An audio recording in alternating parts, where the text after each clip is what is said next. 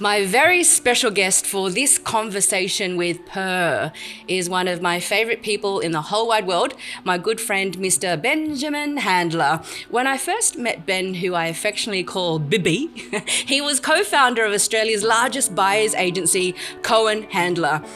Ben built and mentored an expert team who together amassed residential and commercial purchases of more than $3 billion. After reaching and exceeding his initial goals at Cohen Handler with enormous success, Ben went out on his own and launched BAI, the Buyers Agent Institute, formed with the intention, and I love this, formed with the intention of training and mentoring a next level caliber of buyers agents in Australia. And over the years, I've witnessed my good friend evolve so courageously and profoundly redesign, embrace, and thrive as a spiritual entrepreneur, living a life by absolute design. Ben and I both share the same philosophy that when you operate in the world as your authentic self with ferocious intention, there is no competition. And more importantly, we live by the edict of nature's medicine, understanding that the 7 best doctors are sunshine, water, rest, air, exercise, diet, and the appreciation for life and the joy for existence.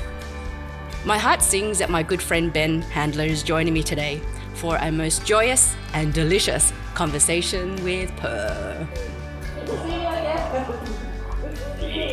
Welcome. Take a seat. Let us have some chai and talk Tiger Purrr.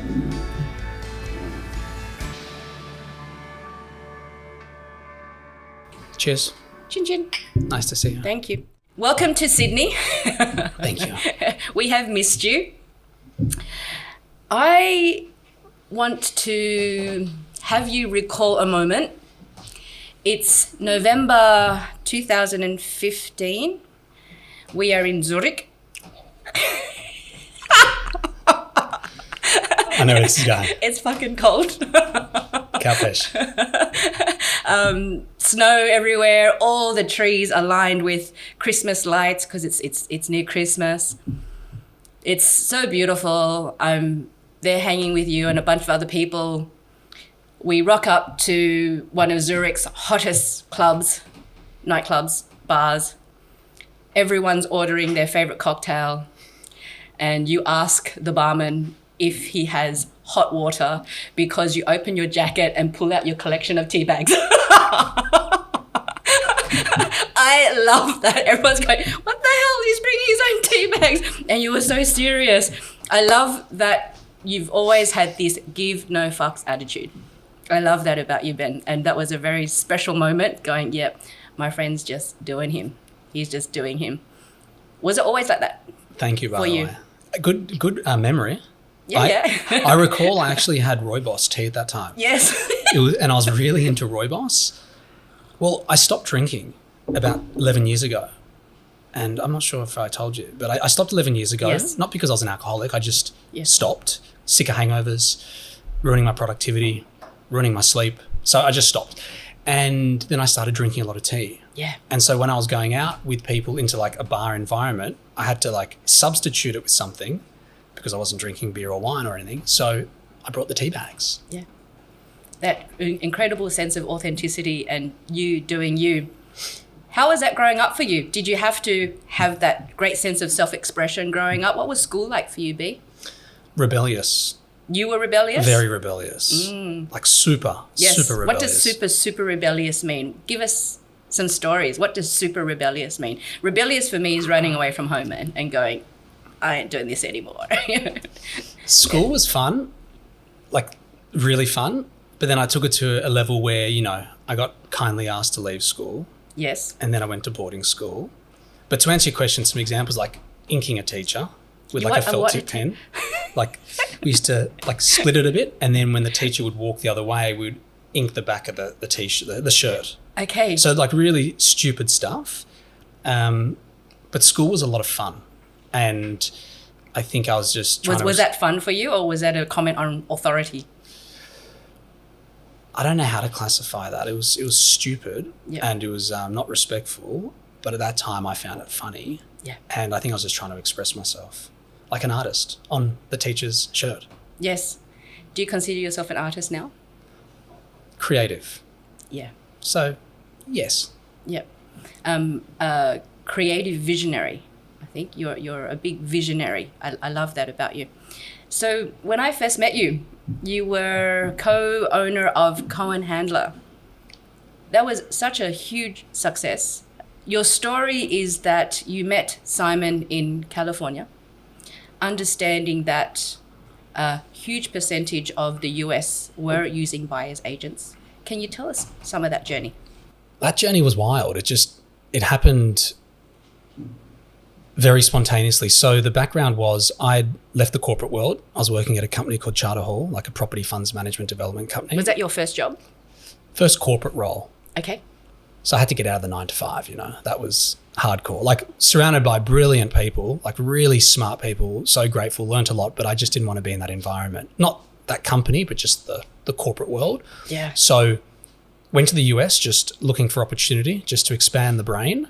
And that's when I met Simon at a Halloween party. And that's when I was introduced to the concept of buyer's agents over time when I was there. Yeah. Tell the listeners who don't know what that is. Okay, yeah. A buyer's agent, just like a real estate agent, represents a seller or a vendor to sell their property exclusively. A buyer's agent represents a buyer. So if you're looking to buy a property, investment or family home, a buyer can engage a buyer's agent to help them source the property, negotiate the property, bid at auction, develop a strategy, research, all that stuff. Yeah. And pay the buyer's agent.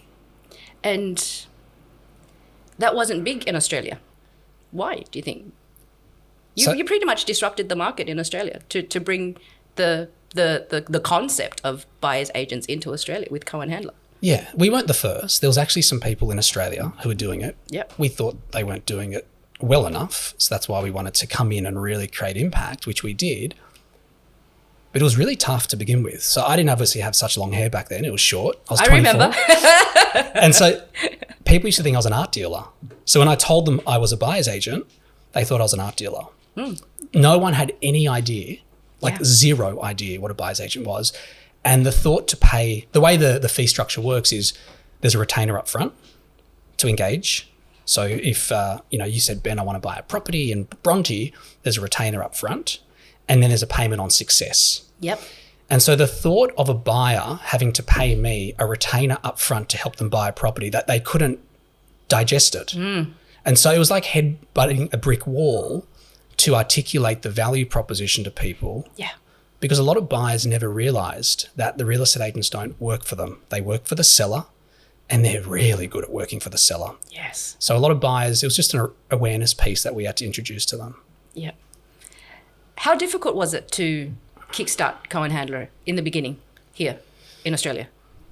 It was tough, like really tough, because the business model, we proved it quite quickly, but the awareness was so low, the consumer awareness, that it was like I said. What were some of the things you did to increase that awareness so quickly? I think it was like a bit of a domino effect. We bought for a few people. Yes. And then the word of mouth was very powerful. That really started to gain momentum. Yes. And then business to business, we were working with a lot of mortgage brokers and accountants and financial planners, and that started to spread around other business professionals that, we could help their clients. But it was challenging. However, we were so committed just to representing the buyer. Yeah. We believed that the playing field was so uneven that I think what really allowed it to work for us was just both our deep commitment to the vision of the company. Yes. And to change the awareness. Like that's what I think that's why it won for us, I think. Yeah. And so to have that commitment to the vision is also a commitment to the values, shared values, obviously. What will you share what those values were? I can't even remember the values on the wall, to be honest with you, that we had. What were your personal values to have all that work?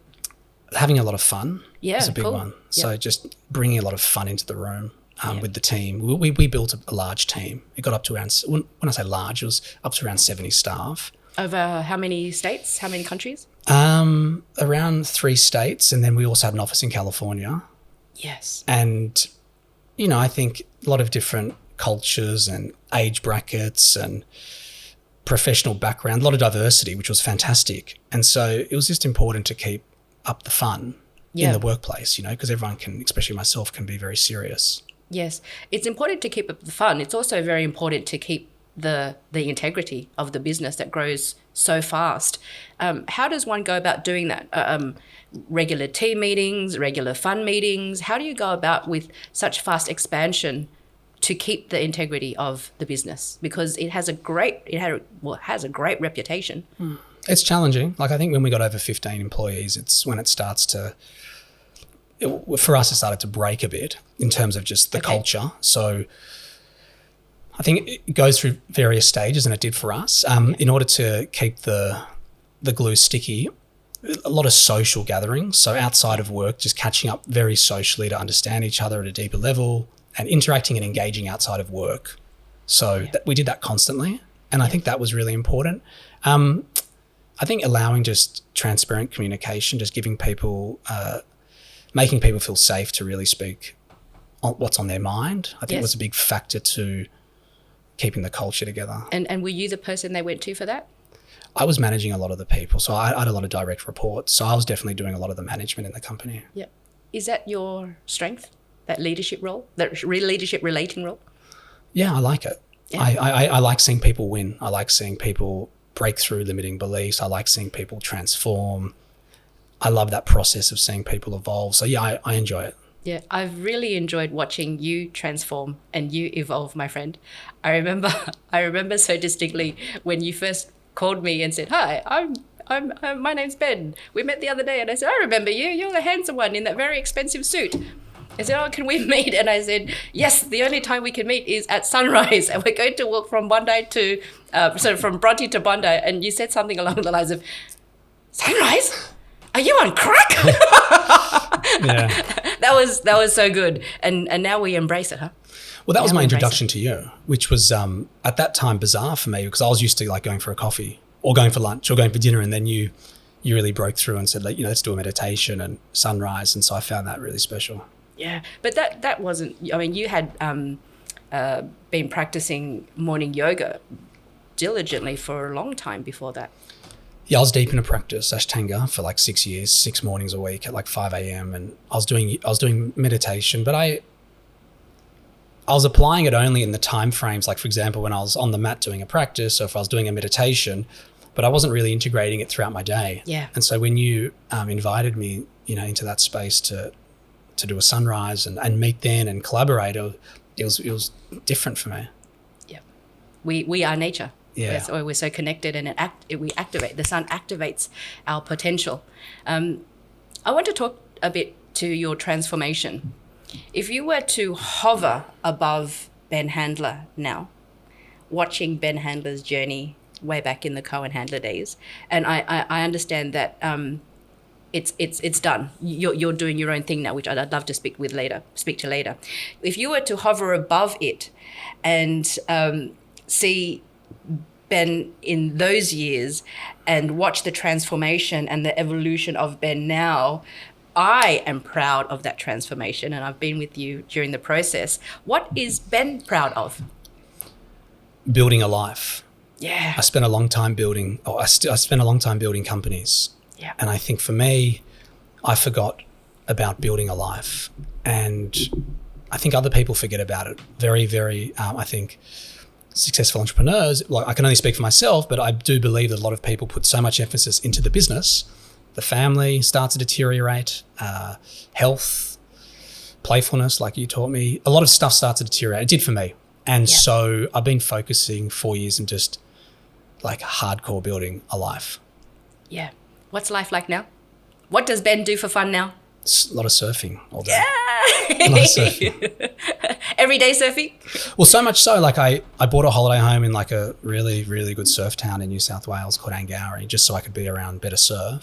Yeah. So, you know, I've made some big lifestyle changes so I can embrace environment and my hobbies a lot more. Yes. So, Buyer's Agent Institute. I've watched your journey to a point now where the word fulfillment comes online for me a lot, ticking all your boxes.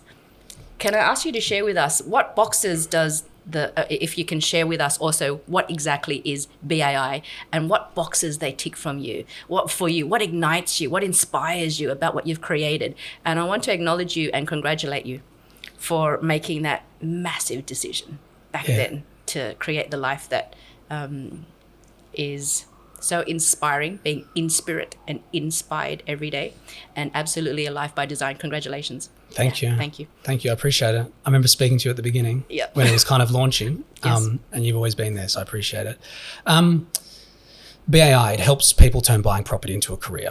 So whether you want to get a job in real estate, or if you want to start your own business, or whatever your progression plan is to get into the industry, BAI really helps you understand how to carry out the role. But more importantly, it teaches you what school didn't or doesn't teach, which is sales, which is marketing, which is building a business. Like, we're not taught about this at school, which is why I think a lot of people go corporate or go 9 to 5, because we're not taught really how to be entrepreneurs. Yes. So BAI is really to help people transform.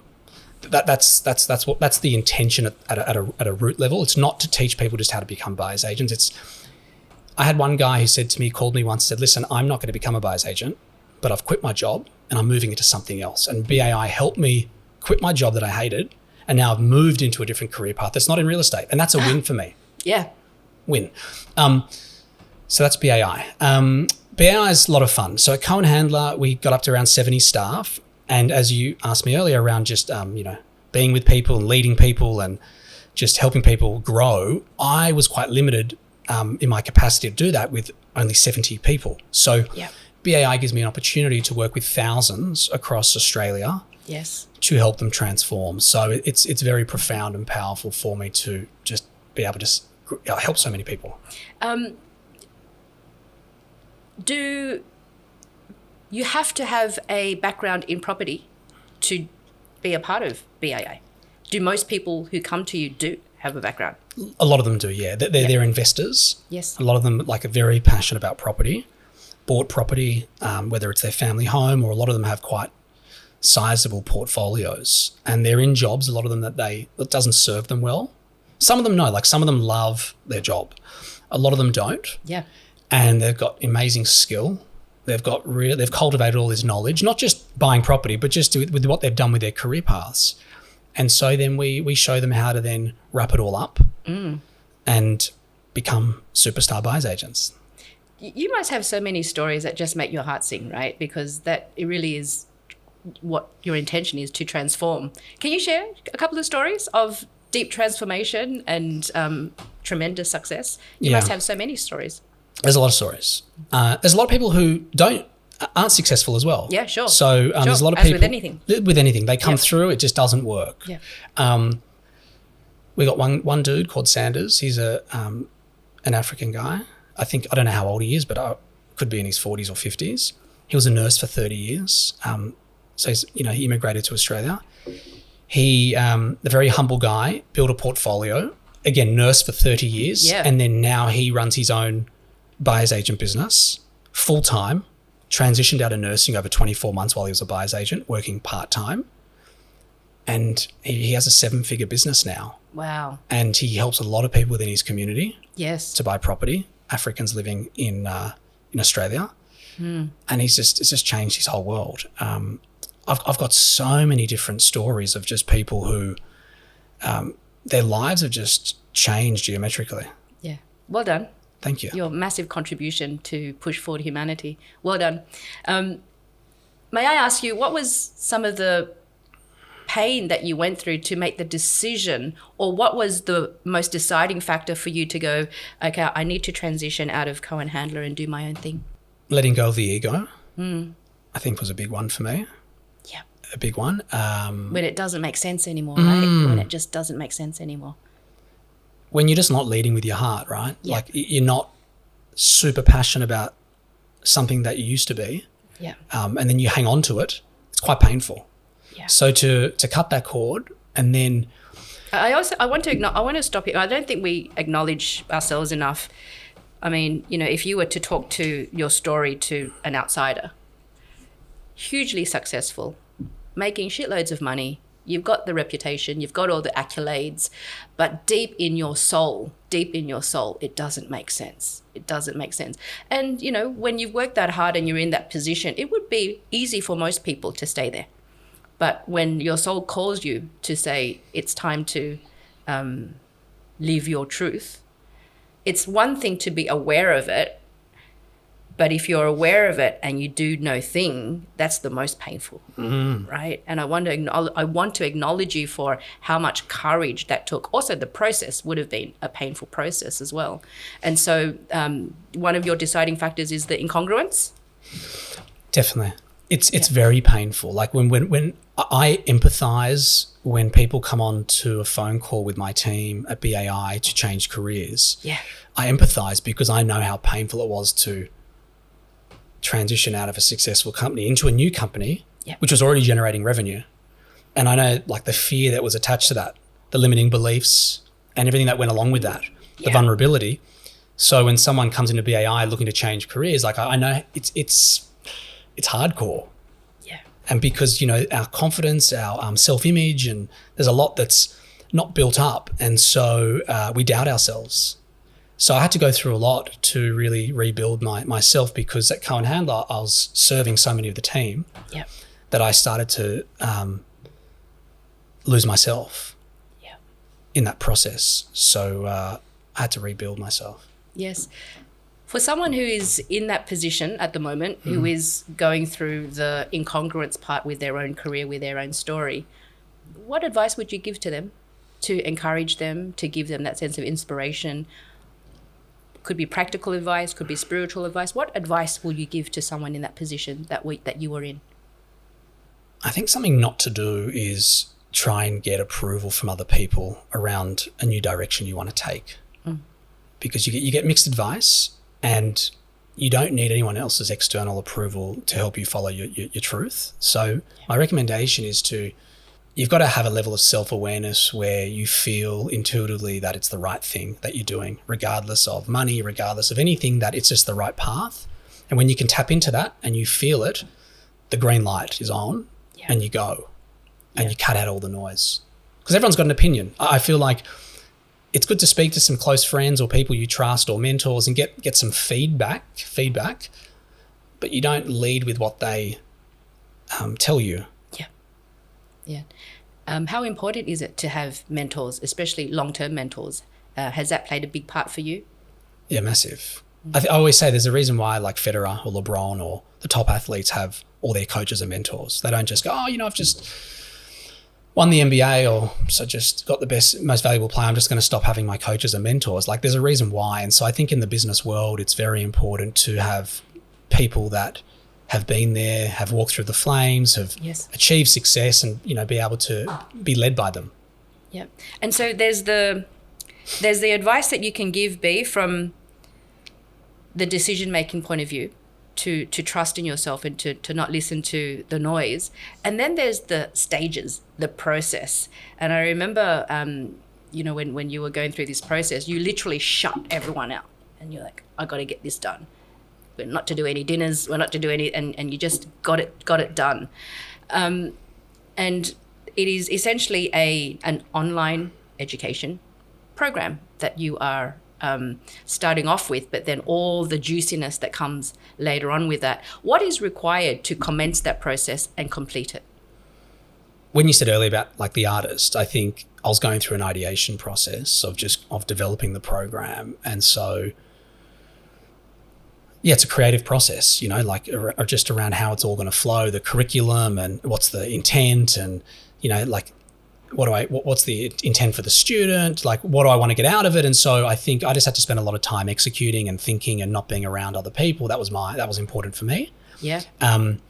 And I get excited building businesses. So it's just fun. I mean, I just sit there and I just think of an idea and just work out the strategy, and then what's the implementation pathway, and who can I bring in, like which intelligent, great people can I bring in to inspire me and also work with me to deliver on it.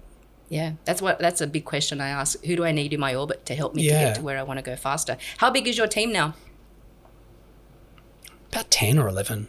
Awesome. Everyone's remote. Yep. So the business, well, a lot of my businesses, they're remote.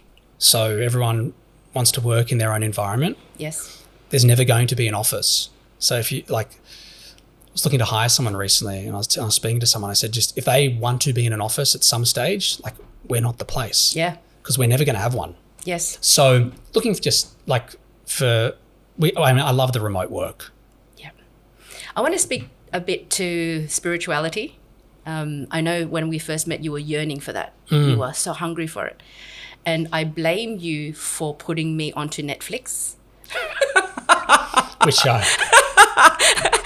Pete, you got to get Netflix. Are you on Netflix? No, I don't want to be on Netflix. You got to get on Netflix. Why? Because you have to watch Osho's documentary, Wild Wild Country. I'm like, all right. I put on Netflix. And I love that. For me, it was a beautiful love story. I watched Wild Wild Country, and it was a beautiful love story of dedication and the loyalty that everyone showed him. You've been to Osho Ashram a number of times in India. How many times have you been? Only once to that ashram.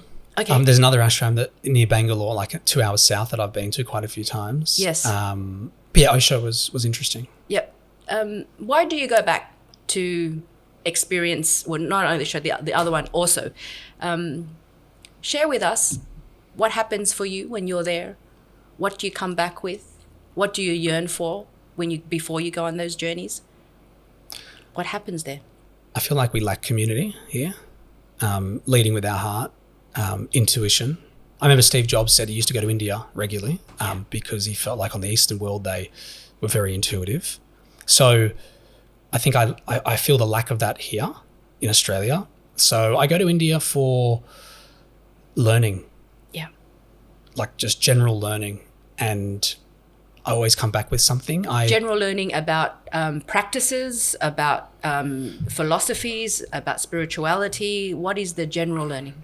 All of it. I literally go there. Like, so I sometimes go there for yoga, for Ashtanga. I used, before COVID, I was going there every year for Ayurvedic treatments, something called panchakarma. It's a very deep detox that you go through. And it ain't easy. It ain't easy. You got enemas. It ain't easy. It's hardcore. So that was for 15 days. Very beautiful cleansing experience. Beautiful. So yeah, I just go there with an open mind and just, what can I learn? Yeah. And I come back with something. How can you not come back up-leveled? Because we are literally up-leveling the human technology when we go and do those things, right? Yeah. We spend so much time updating and upgrading our computers and our phones, and we forget the technology that invented the technology, which is this technology here, which is why we go out and do those things and come back upgraded, updated, up-leveled. So where do you live now? In Byron. Yes. So we live in Byron, but we've got that holiday home an hour south in Angourie. And so we kind of alternate. Environment's a huge part of our lives now, just being in an environment that serves us. So those two places. It's so important, to love where you live. It's so important. Yeah. If you could live anywhere in the world towards the end of your days, where would you live? Angourie. Yay! I love that. And, just high five for designing the life that you deserve. Thank you. Designing the life that you've always dreamed of. I have some quick fire questions for you, B. But before that, I want to ask you, is there a question you wished I asked you? No, I think you asked a question earlier which led to me saying building a life. Yeah. I think it's profound. Absolutely. Especially for for the entrepreneurs who are somewhat spiritual or, developing more awareness around their lives. I think a lot of people in the business world put a lot of emphasis on their business, and a lot of other areas in their life get seriously affected. Yeah. And so I think building a life is incredibly important. Building a life and then have everything else match our life principles. Yes. Rather than having our life principles work around business principles. Yeah, it's so very important. All right, some quick fire questions for you, and they're not so quick fire. Who do you look up to the most? Rachel, my partner. Yay! She's lovely, so lovely. What do people most misunderstand about Ben Handler? That I care a lot. In general. They misunderstand it? They think you do but you don't? Or they don't? I think in general, I think a lot of people misunderstand how much I do care. Just in general. Not just about everything. Yeah. I would agree with that, because they will really only know the core of Ben Handler when they really get to the core, right? Yeah. I always say it's not that we give no fucks. It's not that we don't give a fuck. We care very, very deeply. It's just that we don't give a fuck about the things they think we should give a fuck about. Yeah, and to elaborate on that, like, one of my cats passed away recently, and it was... Oh, no. Yeah, it was really sad. And, like, a lot of people wouldn't know how much I care about animals. Like, at a deep... Like, it was very hard for me to go through that. It was 2 weeks of... serious. I'm still grieving. Yes. And I think that's an example. A lot of people would not realize how much I was driving in Angourie. There's a lot of, in Byron Bay, like, there's a lot of snakes and like these animals that we don't have here, these beings. And if I'm driving on a road and I see a snake, not a brown snake, but like a big python, like, I'll stop the car to make sure that someone's not going to run over it. Yeah. And to try and, like, lead it to get off the road. Yeah. You know, so I think a lot of people just don't know, you know, little things like that. But it's also the connection with nature. I remember when they were building the light rail, I'll get emotional telling the story, down Anzac Parade. And all the trees that they chopped down, far out. It hurt me to see all the trees get chopped down. And I remember driving and crying and bawling, and my children were going, Mum, are you okay? It's like, can't you feel it? Can't you feel the pain? So I resonate. I know what you're talking about. And yes, people often misunderstand that part. You understand, I know. Yeah. And there's deep appreciation for just being alive, man. That deep gratitude for the joy for existence. Okay, my next question. If there was a title of a book written by someone who dislikes you, what would the title of that book be called? Stop creating more buyer's agents. And you'll be like,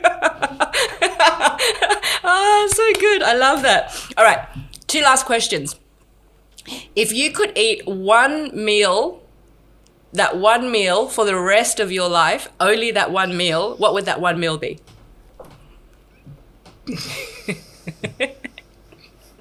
Like, this is a podcast, Pauline. You're meant to ask me all the questions everyone else asks me. No, the reason I'm struggling is because I juice a lot. So juice? A lot of different. Can I choose a juice? I would like you to choose a juice. It's juices are still meals, right? Cucumber juice. Yeah. I find it very nourishing. Yep, and you could eat that every day for the rest of your life, the only meal. Cool. It needs to be something light for me. Yeah. I couldn't be something heavy. Yep. Very good. I have a gift for you, my friend. Thank you so much for coming all this way. Thank you. It's very kind of you. Open it up for you. There you go. Should I look at this now? Yes. Thank you. You and Rachel will love it.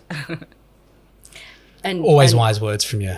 Always, and I know how much you love your tea. I like this tea. Oh, thank you. Yeah, I saw this. Looks amazing, this product. Thank you so much. Bring out that canister the next time we go into a nightclub. Thank you so much. You're most welcome, my friend. What makes Ben Handler purr? That's my last question. What makes Ben Handler purr? Being around my animals. Yeah. Definitely. Yeah. What are your animals? I literally purr. Yes. I'm not going to do it here, okay? It's embarrassing. But I make these weird noises. Yeah. What are your animals now? So I've got a groodle called Cooper. Yes. Well, we had 2 cats, but now we've got one called Chai, and we're picking up, I'm in Sydney for a week, so we're picking up another cat, a Maine Coon. Okay. Which are very large, they can be very large cats. I love that your cat's called Chai and it purrs. Yeah. She purrs. Yeah. My friend, thank you so much for spending time with me. Thank you so much for coming all the way to Sydney. And I want you to know that I love you very much.